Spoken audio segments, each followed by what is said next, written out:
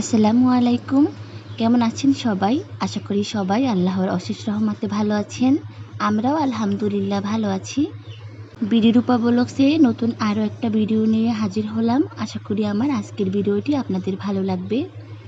তো সকাল সকাল একদম পুঁইশাক তুলতে এসে পড়েছি। কী রান্না করব চিন্তা করতে করতে তো ভাবলাম যে আজকে একটু পুঁইশাক ভাজি করি। আমার শাশুড়ি মা যেহেতু পুঁইশাক খেতে পারে না, মানে তার অ্যালার্জির সমস্যা হয়, যার কারণে আমি চিন্তা করলাম তাহলে আমার একলার জন্যই একটুখানি পুঁইশাক ভাজি করব।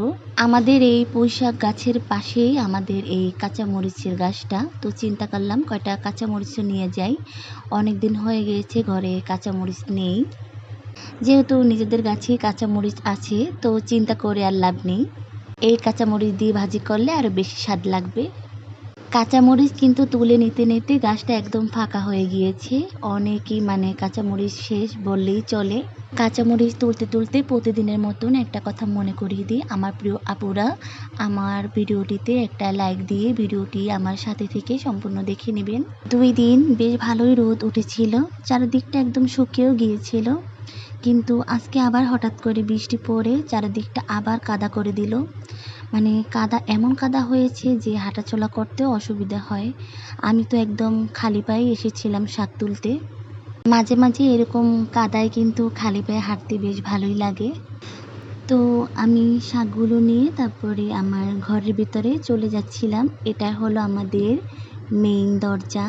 আমাদের বরিশালের অঞ্চলে এইরকম সিস্টেম করেই দরজা দেওয়া হয়। তো এখন শাক করতে লেগে পড়েছি।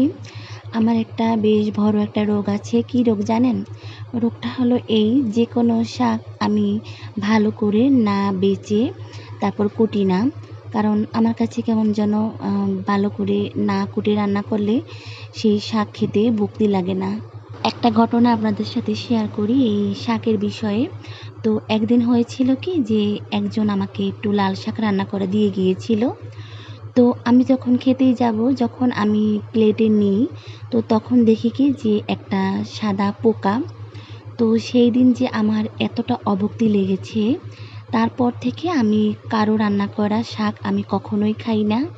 অনেকেই আছে যারা ধৈর্য সহকারে শাকটা কুটেও না এবং বেশ ভালো করে কিন্তু ধুয়েও না। তো তারা যে কি চিন্তা করে এই কাজটা করে তারাই ভালো জানে, হয়তো বা সময় বাঁচানোর জন্যই এই কাজটা করে।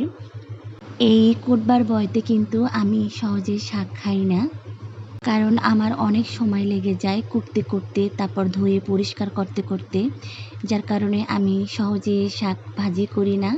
তো আপনাদের সাথে কথা বলতে বলতে আমি তো ফাঁকে রান্না বসিয়েও দিয়েছি। আমার প্রিয় আপুরা একটু ধৈর্য সহকারে ভিডিওটি সম্পূর্ণ দেখে নেবেন। আপনাদের সুবিধার্থের কারণে কিন্তু আমি সব সময় ছোট করে ভিডিও আপলোড করি, যেন আপনারা সম্পূর্ণ ভিডিওটি দেখে নিতে পারেন এই আশায়। আমি কিন্তু সব সময় আমি যার যার ভিডিও দেখি সবার ভিডিও সম্পূর্ণ ওয়াচ করার চেষ্টা করি। ইদানিং একটা বিষয় লক্ষ্য করলাম যে অনেকেই আছে যে আমার ভিডিওটি সম্পূর্ণ দেখে না, তারপর একটা কমেন্ট করে চলে যায়। এই বিষয়টি কিন্তু একটু লক্ষ্য করলেই বোঝা যায় যে কারা এই কাজটা করে। আমার ভিডিওটি যদি ভালো না লাগে তাহলে দেখার দরকার নেই, কিন্তু এই যে স্কিপ করে করে তারপর অল্প একটু দেখে একটা কমেন্ট করে যে চলে যান, সেটা কিন্তু আমি বুঝতে পারি। এতে কিন্তু আপনারা বুঝতে পারেন না যে একটা চ্যানেলে অনেক বড় ক্ষতি হয়ে যায়। এতে কিন্তু শুধু আমার ক্ষতি হচ্ছে না, বরং যে এই কাজটা করে তারও কিন্তু অনেক ক্ষতি হয়। আমি কিন্তু নিয়মিত ভিডিও ছাড়তে পারি না। ছোট্ট 2টা বাচ্চা নিয়ে কিন্তু অনেকটাই কষ্ট হয়ে যায়। বড় ছেলের লেখাপড়া, তারপর সংসারে টুকিটাকি সব কাজকর্ম, ছোট্ট একটা বাচ্চা নিয়ে সব কিছু সামলিয়ে কিন্তু অনেকটাই কষ্ট হয়ে যায়। তারপরও আমি চেষ্টা করি ছোট্ট একটা ভিডিও আপলোড দেওয়ার। ভিডিও যখন আপলোড করি তখন আমার মনে এই চিন্তাই থাকে আমার প্রিয় প্রিয় আপুরা আমার ভিডিওটি সম্পূর্ণ দেখে নেবে এবং ভালোবেসে একটা লাইকও দিয়ে দেবে। এই বিশ্বাসটা আমার সব সময় আমার প্রিয় আপুদের উপর আছে। কথা বলতে বলতে আমি কিন্তু আমার দুপুরের খাবারটা খেয়ে নিচ্ছিলাম। শাকভাজিটা নিরামিষ হলেও খেতে কিন্তু মন্দ হয়েছিল না, আর সাথে মাছ ভুনাও করেছিলাম। মাছ ভুনাটাও অনেক মজা হয়েছিল। যাই হোক, যে সকল আপুরা আমার ভিডিওটিতে একটা লাইক দিয়ে আমার সাথে থেকে ভিডিওটি সম্পূর্ণ ধৈর্য সহকারে দেখে নিয়েছেন তাদেরকে জানাই অনেক অনেক ধন্যবাদ। সবাই ভালো থাকবেন, সুস্থ থাকবেন আর আমাদের জন্য দোয়া করবেন। আল্লাহ হাফিজ। আসসালামু আলাইকুম।